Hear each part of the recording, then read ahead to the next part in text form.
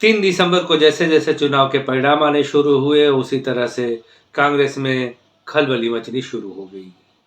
उनको पूरा विश्वास था कि उत्तर भारत के 3 राज्यों में से कोई 2 तो हम जीत रहे हैं। छत्तीसगढ़ पर उनको पूरा भरोसा था, लेकिन अगर कहीं कोई संदेह था मध्य प्रदेश और राजस्थान में।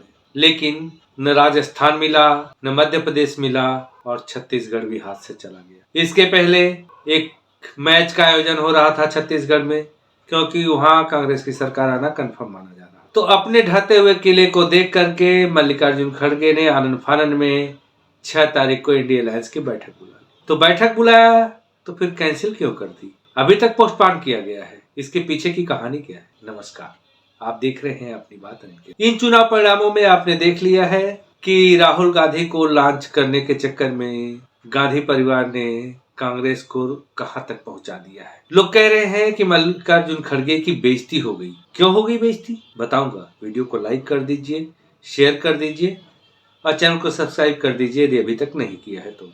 अभी मल्लिकार्जुन खड़गे ने सभी दलों से बात करके 6 तारीख को बैठक बुला ली, लेकिन धीरे धीरे किनारा करने लगे। ममता बनर्जी ने पहले मना कर दिया कि मेरे प्रोग्राम पहले से फिक्स है, इसलिए मैं नहीं आ सकती हूँ, और अखिलेश यादव ने भी ऐसा ही कुछ बहाना कर लिया। लेकिन धीरे धीरे सारे किनारा कर जाएंगे। और किनारा क्या कर जाएंगे? इनको ठेंगा दिखा देंगे। क्यों?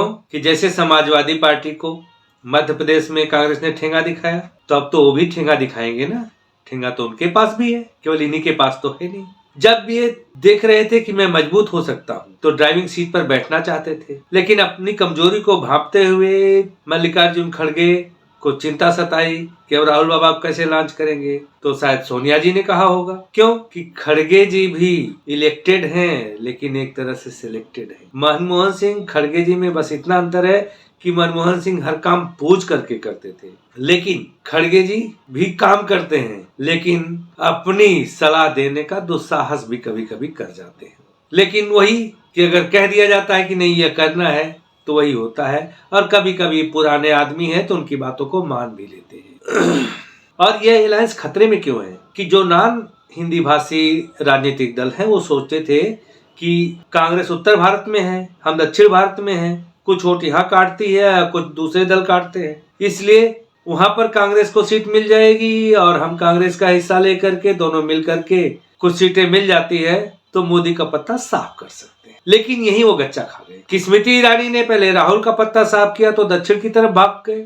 अब मोदी जी ने कांग्रेस का ही पत्ता साफ कर दिया हिंदी भाषी क्षेत्र से, ऐसा लगता है। क्यों? तेलंगाना में एक सरकार उनकी आई है। उनकी सरकार आई क्यों है यह सफाई देना अच्छी बात नहीं होगी, क्योंकि कुछ न कुछ उस सरकार के प्रति आक्रोश रहा होगा या इन्होंने कुछ अच्छा काम किया होगा। लेकिन यह तो मानना है कि अगर कोई सरकार बार बार कंटिन्यू करती है तो इट मीन्स कि वो अपने मिशन को लेकर के चल रही है। लेकिन जहां सरकारें बार बार बदलती हैं तो समझ लेना चाहिए कि वहां की जनता संतुष्ट नहीं है। और भारतीय जनता पार्टी ने तेलंगाना में 6.9% वोट था पिछली बार, शायद तो 1 सीट मिली थी। इस बार उनका 13 पॉइंट समथिंग हो गया है, 8 सीटें मिली हैं। लेकिन लोकसभा में उनको 4 सीटें मिली थी और उनका वोट परसेंटेज था 10 पॉइंट समथिंग। तो लगातार बढ़ रही है, लेकिन इतना नहीं बढ़ी है कि वो सत्ता तक पहुंच सके। इसका आधार भी कम है। शायद ये लोग समझा नहीं पाते हैं अपनी बातों को।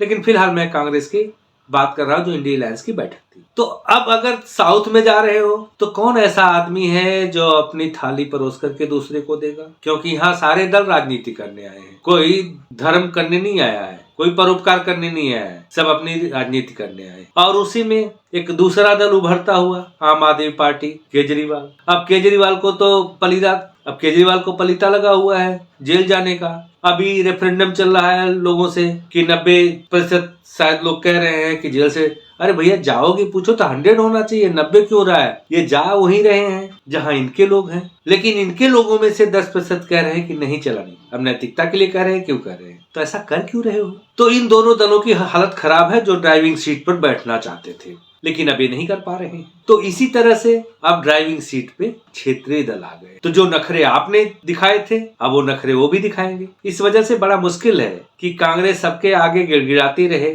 और लोग इसको नखरे दिखाते रहेंगे और इस अलायंस का कोई खास मतलब नहीं रह जाता है। क्यों? दिल्ली में आम आदमी पार्टी है, पंजाब में आम आदमी पार्टी आ गई है, भाजपा का वहां वर्चस्व नहीं है। तो सपा यहाँ क्या करने आएगी, और ये जाएंगे सपा के पास तो सपा इन्हें कितनी सीट देगी। और सब मिला लिया जाए तो इन्होंने किया क्या है, कितनी सीटें लेकर के आए हैं। यूपी को ये 7 पसंद है, क्या हुआ जब ये हार गए तो प्रियंका जी लड़की हूँ लड़ सकती हूँ, क्या कर लिया लड़के। अभी दोनों भाई बहन मध्य प्रदेश छत्तीसगढ़ में लड़ रहे थे, फ्री की रेवड़ी बांट रहे थे, लोगों ने लिया क्या रेवड़ी, उनको रेवड़ी नहीं पसंद है। उनको सरकार चाहिए जो एक अस्थायी रूप से विकास की तरफ ले जा सके, ऐसी सरकार चाहिए उनको। और शायद मन की थी, इसीलिए तो तीसरी चौथी पांचवी बार कंटिन्यू हो रही मध्य प्रदेश में।